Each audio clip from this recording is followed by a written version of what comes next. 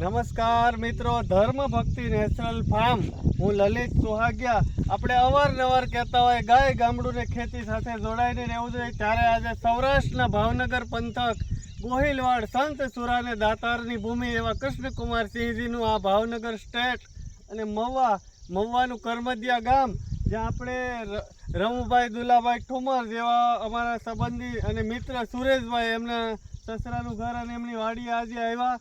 જ્યારે સરેગવાની ખેતી જોઈ, અંદર મિશ્ર પાકમાં મગફળી જોઈ છે, પ્રકૃતિની ગોદ છે.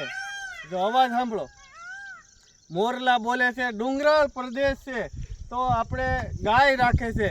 જે આ ખેતરની અંદર સેન્દ્રિય ખાતર આવે છે. જ્યારે સૌરાષ્ટ્રમાં અમરેલી જિલ્લાના અનેક ગામડાઓમાં હું ગયો, અનેક ખેડૂતોને મળ્યો, પણ જ્યાં બળદ ઓછા થયા છે, ટ્રેક્ટરની આધુનિક ખેતી થઈ છે, ગાય ઓછી થઈ છે અને સેન્દ્રિય ખાતર ઘટ્યા છે અને રાસાયણિક ખાતર વેચ્યા છે. ત્યારે મહુવા પંથકમાં ખૂબ બધા ગામડાઓ જોયા તો એમની ઘેરે ગાય છે, 4 ગાય છે, 2 બળદ છે, 1 ભેંસ છે, એવા અનેક ઘેરે પશુઓ છે. જ્યારે પશુઓ આપણી પાસે હશે ને ત્યારે જ આપણને દેશી ખાતર મળશે અને ઓરિજિનલ પ્રોડક્ટ મળશે.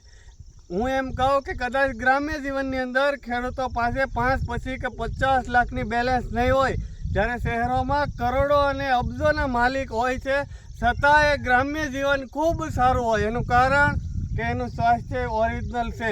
તો એ વાતને ખૂબ સહમત છું. ખેડૂતો સાથે અવારનવાર મળતા હોય અને અનેક બધા ખેતરોની અંદર મળતા હોય, ગાયો સાથે પરિવારો જોડાયેલા હોય. અને હું તો એમ કહું છું કે મોટામાં મોટી ડાયમંડ કંપની હોય, મોટામાં મોટી ફેક્ટરી હોય, જો સૌથી મોટી કોઈ પાસે ફેક્ટરી હોય ને આ જમાનામાં, તો એ ખેડૂત છે. ખેડૂતના દીકરા જ્યારે ખેતરની અંદર પાક પકાવશે ત્યારે જ આપણા પેટ ભરાશે.